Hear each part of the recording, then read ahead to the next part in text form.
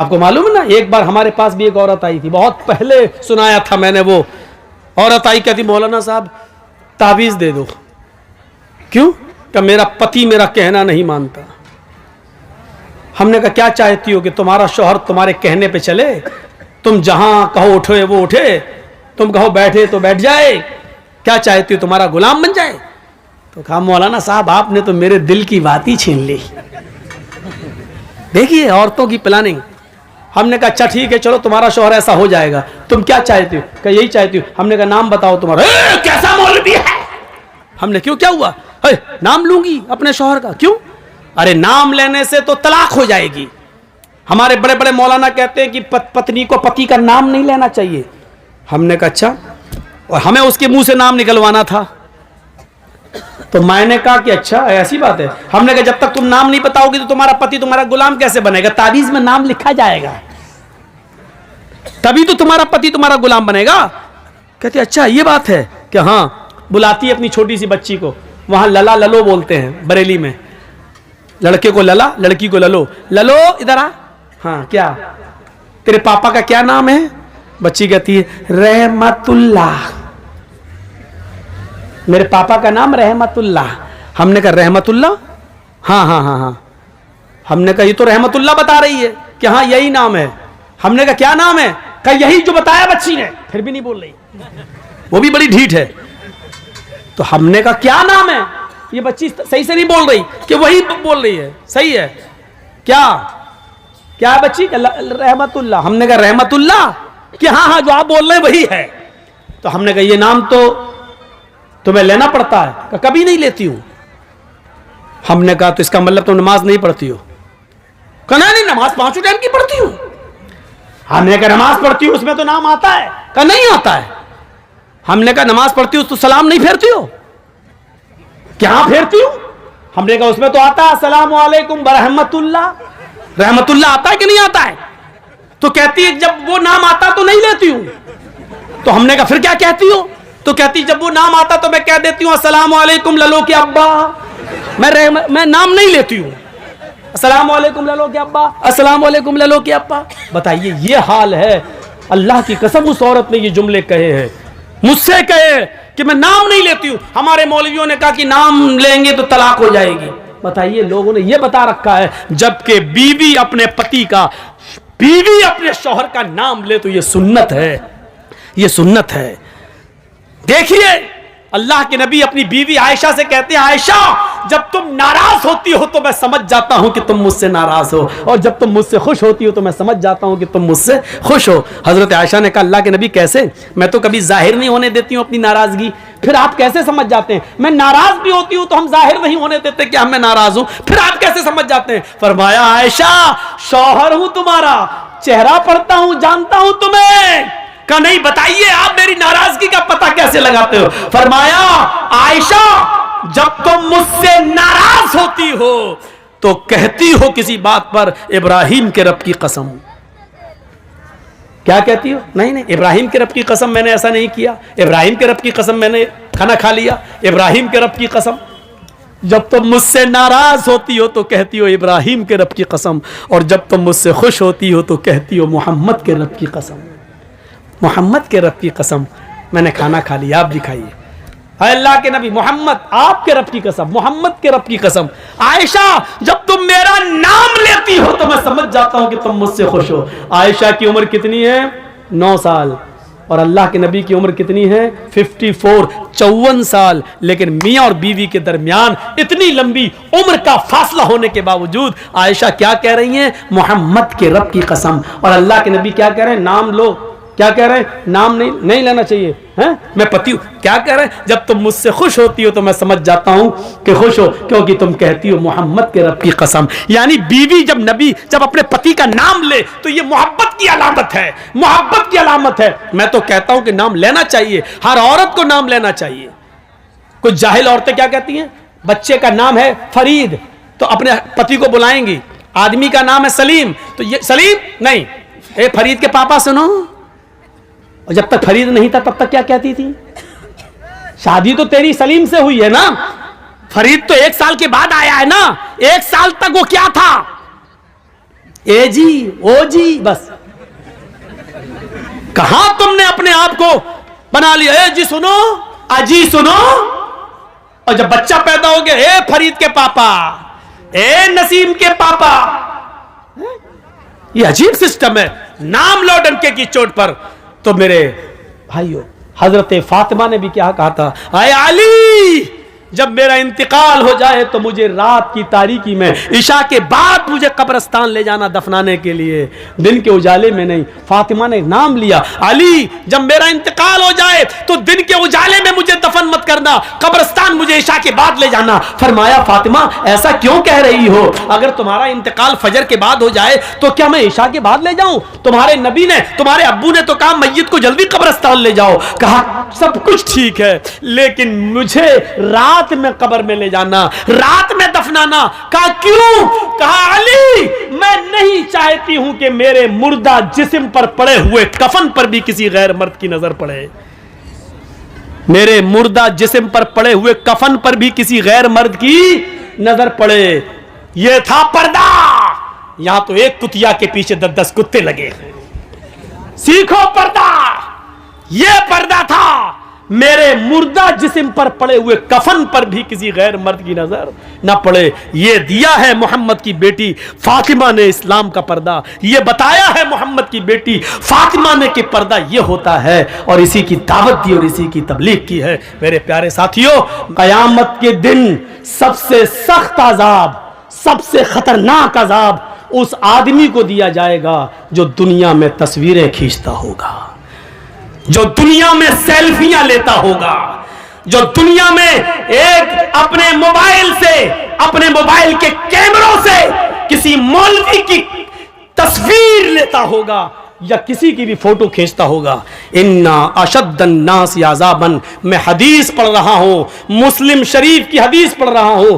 कयामत के दिन सबसे ज्यादा सख्त, मामूली अजाब नहीं, हल्का अजाब नहीं, इन्ना अशद्दन नास अज़ाबन, अजाब के एतबार से सबसे ज्यादा सख्त अजाब उसको दिया जाएगा। अल मुसव्विरून, जो दुनिया में तस्वीरें खींचता होगा, तस्वीरें बनाता होगा। खींचो, आओ। मैंने किसी को इजाजत नहीं दी, और इसके बावजूद भी अगर कोई मेरी तस्वीर को खींचकर अपने साथ अगर लेता है तो वो सुन ले और समझ ले, और इस जलसे, इस हदीस को सुनाने के बाद भी अगर कोई लेगा तो वो याद रखे कि उसने न कुरान को अहमियत दी है, न मोहम्मदुर रसूलुल्लाह को अहमियत दी है। उसमें और वसीम रिजवी में कोई फर्क नहीं है। वो भी नबी को नहीं मानता, तुम भी नबी की हदीस को नहीं मान रहे हो, कोई फर्क नहीं है। अब लीजिए जलसा खत्म करने के बाद मेरी सेल्फी, देखें कितने लोग लेते हैं। मैंने कह दिया कि उसमें और वसीम रिजवी में कोई फर्क नहीं। अब जो मोहम्मद का शेदाई होगा वो मेरा फोटो नहीं लेगा, जो वसीम रिजवी का भाई होगा वो फिर भी खींचेगा। अब देखता हूं कि कौन मोहम्मद का शेदाई है और कौन वसीम रिजवी का भाई है। अब देखना है मुझे। खींचो फोटो। नहीं मिसाल देना चाहता था, लेकिन आज दी हमने। आए हो जलसा सुनने, मजाक बना के रख दिया है दीन के जलसों को, मजाक बना के रख दिया है। परचूनी की दुकान, किराना मर्चेंट की दुकान समझ लिया। जो समझ में आया वो अमल करेंगे, जो नहीं समझ में आया छोड़ देंगे। ये तुम्हारे बाप की जागीर चल रही है। इस्लाम के जो हमें पसंद है वो अमल करेंगे, जो पसंद नहीं आया वो छोड़ देंगे। नहीं चलेगा।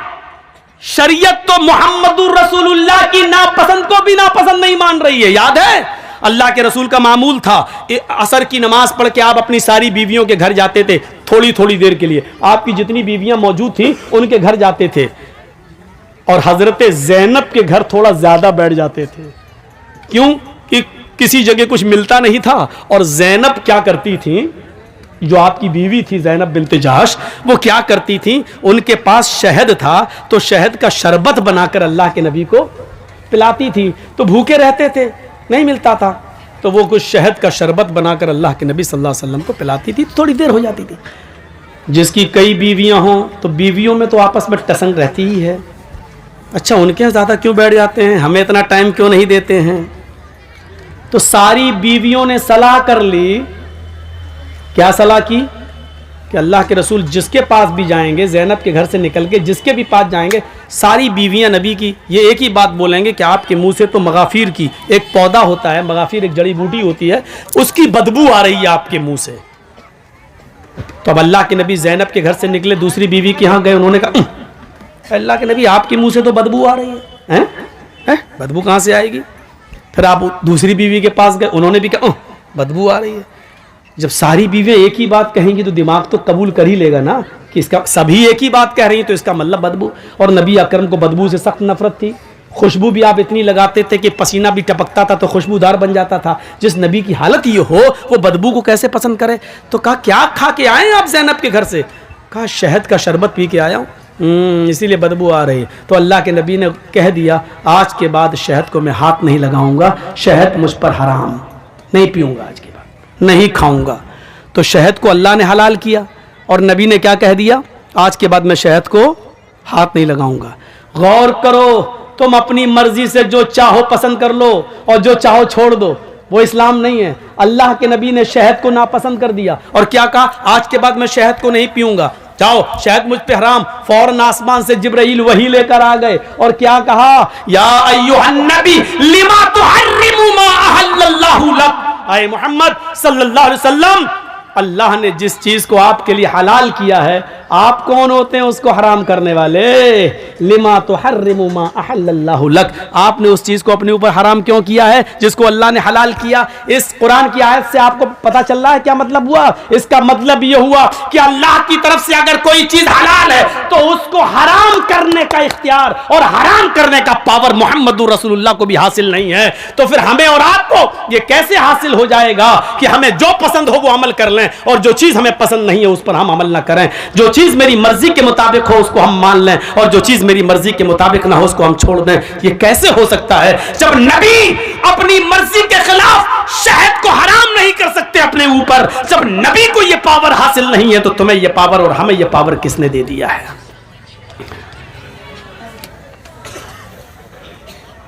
अगर इन तस्वीरों की कोई हैसियत होती तो अल्लाह की कसम अल्लाह ताला अपने नबी जनाब मोहम्मद रसूलुल्लाह की तस्वीर की हिफाजत जरूर करता।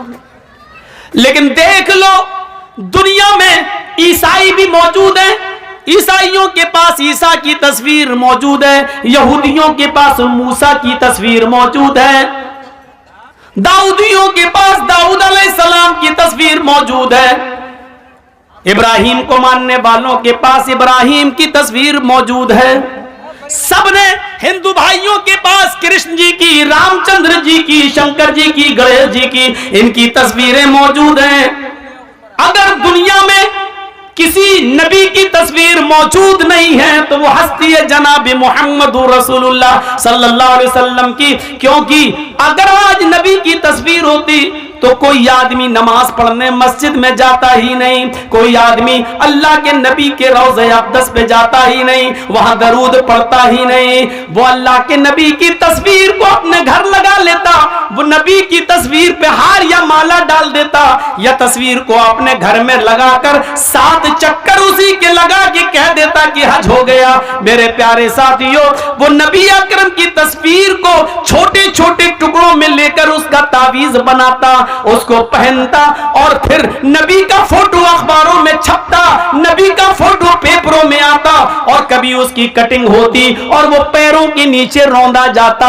अल्लाह ताला को अपने नबी की ये रुसवाई और बेइज्जती गवारा न थी मेरे भाइयों, इसलिए अल्लाह ने जनाब मोहम्मद रसूलुल्लाह की कोई तस्वीर दुनिया में बाकी नहीं छोड़ी है, नबी का कोई फोटो बाकी नहीं छोड़ा, बल्कि नबी की जबान से ये कहलवा दिया, इन्ना अशद्दन्नासी अज़ाबन यौमल क़ियामा अल मुसव्विरून। दुनिया में क़यामत के दिन जहन्नम के अंदर सबसे सख्त अजाब उसको दिया जाएगा जिसने दुनिया में तस्वीरें बनाई होंगी, तस्वीरें खींची होंगी। उससे कहा जाएगा इन तस्वीरों में तू जान डाल, इन तस्वीरों में तू रूह डाल, और जाहिर है कि उन तस्वीरों में वो रूह डाल नहीं सकता। फिर अल्लाह की एक पैदा करदा मखलूक की तूने तस्वीर क्यों बनाई? जब उसमें जान डालने की ताकत नहीं थी तो तूने क्यों? आए शादियों में दूल्हा और दुल्हन के फोटो खींचने वालों, आए अपने बिस्तरों पर, अपने बेड पर शादी का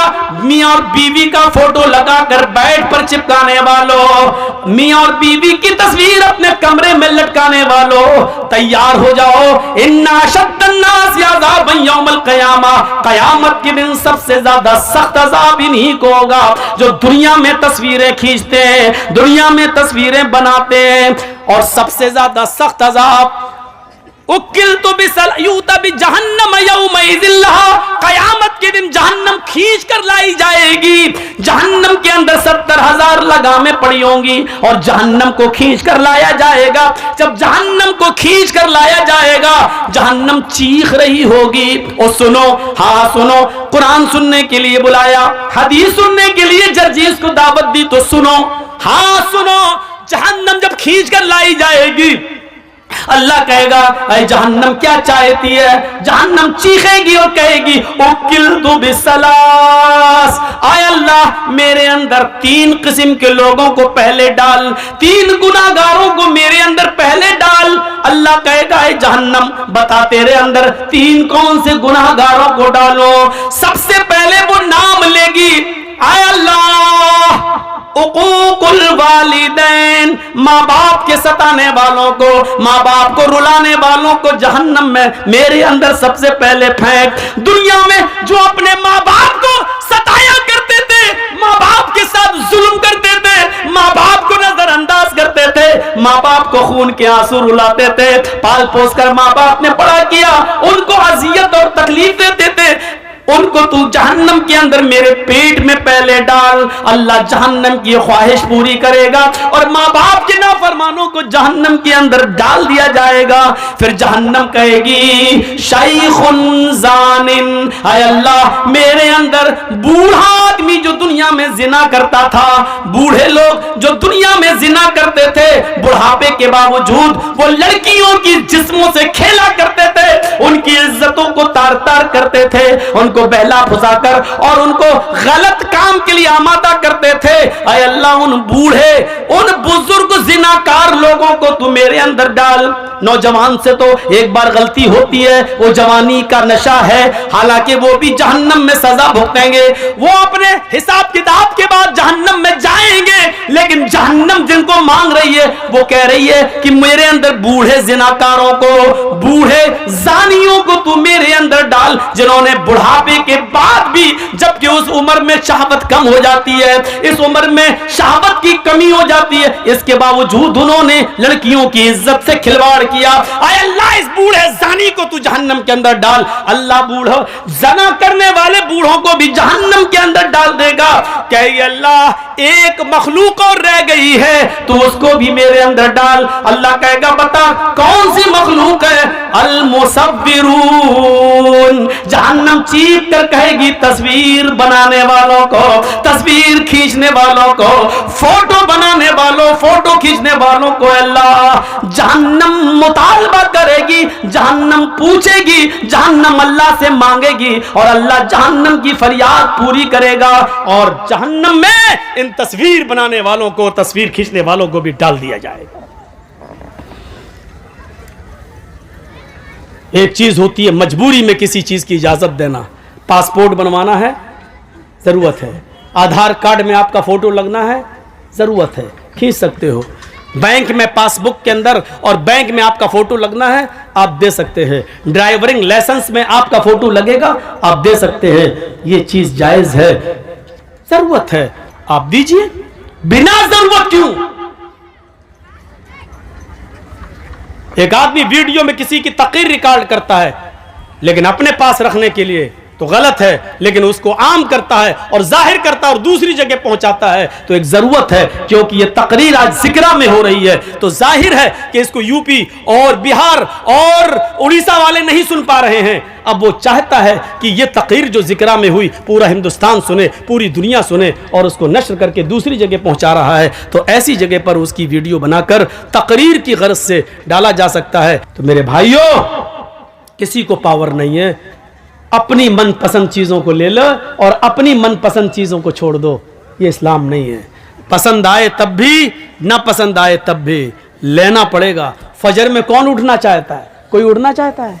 सर्दी के दिनों में होंठ से होंठ टकरा, सर्दी लग रही है, ठंडे पानी से वुजू बना रहा। कौन चाहता है कि अपने नरम गरम बिस्तर से उठे, कंबल हटाए, लिहाफ हटाए, रजाई को दूर करे, ठंडे पानी से वुजू बनाए और मस्जिद में जाए? कौन चाहता है? कोई नहीं चाहता है, दिल तो नहीं चाहता, लेकिन करना पड़ेगा, चाहे तुम्हारा दिल गवारा करे चाहे न करे, क्योंकि अल्लाह की जन्नत इतनी आसान नहीं है कि बिस्तर पर लेटे रहो, तुम उसके लिए उठकर 2 रकात नमाज भी न पढ़ सको और उम्मीद रखो कि अल्लाह तुम्हें जन्नत दे दे। तुम्हें नापसंद है, लेकिन तुम्हें करना पड़ेगा, इसलिए करना पड़ेगा क्योंकि ये अल्लाह का हुक्म है, यही इस्लाम है। और इस्लाम तुम्हारी मर्जी पर, हमारी मर्जी पर नहीं चलता। इस्लाम चलता है तो अल्लाह और उसके रसूल की मर्जी पर, अल्लाह और उसके रसूल की नाफिज करदा शरीयत के मुताबिक चलता है। साहबा ने कुर्बानियां क्यों दी हैं, अपनी जानें क्यों दी हैं, इसको सोचिए। हमें भी वो कुर्बानियां देने की जरूरत है।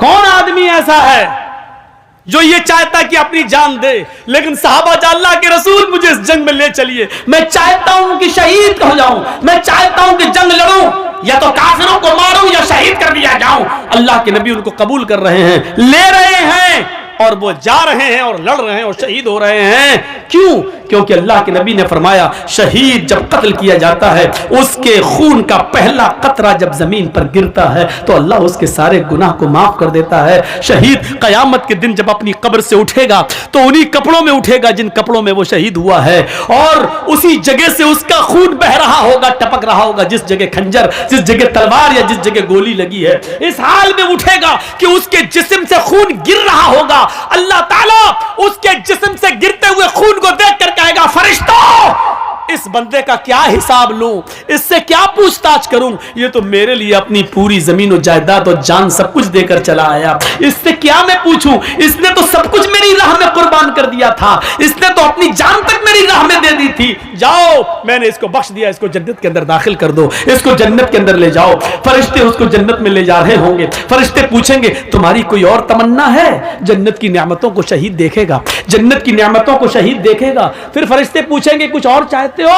तो फरिश्ते कहेंगे, हाँ, एक तमन्ना और है। कहा, क्या है? कहा है, फरिश्तों, अल्लाह से दुआ करो, अल्लाह से कहो, मेरी एक तमन्ना यह है कि वो मुझे दुनिया में दोबारा भेज दे, मैं दोबारा जंग करना चाहता हूं, दोबारा काफिरों से लड़ना चाहूंगा, और फिर मैं चाहूंगा कि फिर मैं शहीद हो जाऊं, फिर मैं जन्नत में लाया जाऊं। क्योंकि शहीद का इतना बड़ा इज्जत, इतना बड़ा इकराम कि शहीद जन्नत की नेमतों को देखकर कहेगा, अल्लाह, मैं चाहता हूं कि मुझे बार बार दुनिया में भेज, मैं बार बार कत्ल किया जाऊं और बार बार जन्नत में आऊं, और तू बार बार पूछे कि तेरी तमन्ना क्या है, मैं फिर कहूं कि अल्लाह मुझे दुनिया में भेज और मुझे कत्ल किया जाए और फिर मैं जन्नत में आऊं। जरा गौर करो कि शहीदों का इनाम कितना बड़ा होगा, शहीद का इनाम कितना बड़ा होगा, कि शहीद जन्नत की नियामत में देखने के बाद भी हर उसमें है नहीं।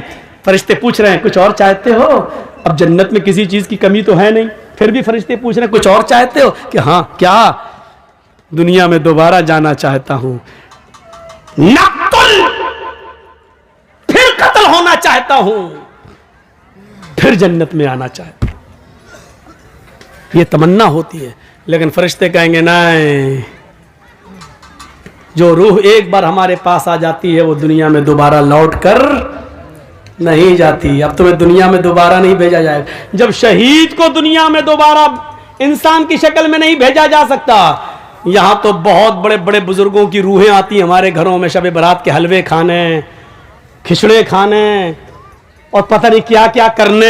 बड़े बड़े लोगों की रूहें आती हैं हमारे यहाँ, कहते हैं बुजुर्गों की रूहें आती हैं। मेरे भाइयों, कुरान कहता है जो रूह मेरे पास आ जाती है वो दोबारा लौट कर नहीं जाती। अच्छा, एक बात बताइए, दुनिया में 3rd क्लास की जिंदगी है, आदमी मर गया, अच्छे काम किया है, फिर वो आखिरत में चला गया, बरज़ख में चला गया, अब वो फिर 1st क्लास की जिंदगी से कोई 3rd क्लास की जिंदगी में आएगा?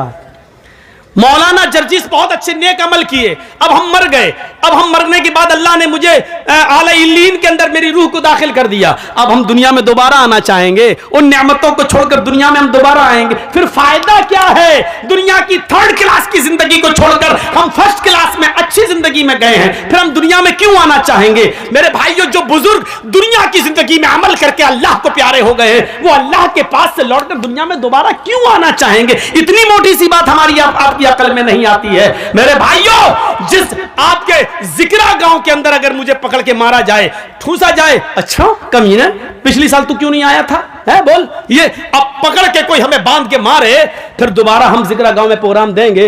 कभी नहीं देंगे। एक बार जो आदमी हम मार खा चुका हो, दोबारा क्यों वो उस गांव में प्रोग्राम देगा? मेरे भाइयों, जो आदमी दुनिया में मुसीबतें बर्दाश्त करके, नेक अमल करके, फजर की नमाजों में सर्दियों में उठकर तकलीफें बर्दाश्त करके उसने अच्छी जिंदगी पाई हो, इल्लीन के अंदर मकाम पाया हो, जन्नत की खिड़की उसके लिए खोल दी गई हो, फिर वो दुनिया में दोबारा उससे कहा जाए चले तो दोबारा क्यों आएगा? फिर हम क्यों जाएं और अमल करें? फिर क्यों हम नमाजें पढ़ने के लिए जाएं? हमें अल्लाह ने जब ये इनाम दे दिया तो हम दुनिया में क्यों जाएं? मेरे भाइयों, फिर वो दुनिया में दोबारा तकलीफ उठाने के लिए क्यों आएगा? इतनी मोटी सी बात हमें और आपको समझना चाहिए।